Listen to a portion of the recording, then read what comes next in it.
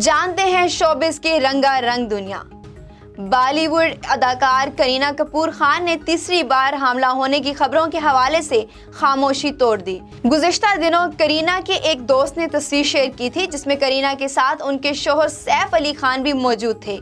ये तस्वीर social media पर वायरल हो गई थी और मुद्दाहों ने अदाकारा के हमला होने की कियास आराइयां शुरू कर दी थी।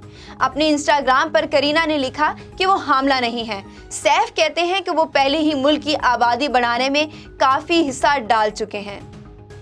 गुलकार अदनान समी ने इंस्टाग्राम से अपनी तमाम पोस्ट डिलीट कर दी।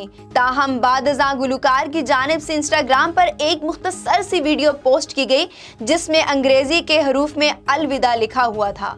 इंस्टाग्राम से अचानक तमाम पोस्ट डिलीट करना और फिर अलविदा का पैगाम जारी करने के पीछे क्या वजह हो सकती है, ये अब तक वाज़ेह नहीं हो सका। मकबूल वीडियो स्ट्रीमिंग कंपनी नेटफ्लिक्स ने अकाउंट पासवर्ड शेयर करने वाले सारिफिन से इजाफी फीस वसूल करने के लिए नए इक़दाम का फैसला कर लिया।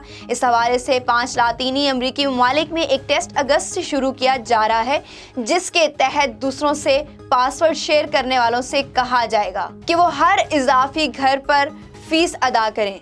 कंपनी की तवक्का है कि इस तरह वो नेटफ्लिक्स अकाउंट शेयर करने वालों से इजाफी आमदनी हासिल कर सकेगी। कंपनी का कहना था कि पासवर्ड शेयरिंग इसके सब्सक्राइबर्स की तादाद में कमी की बड़ी वजह है।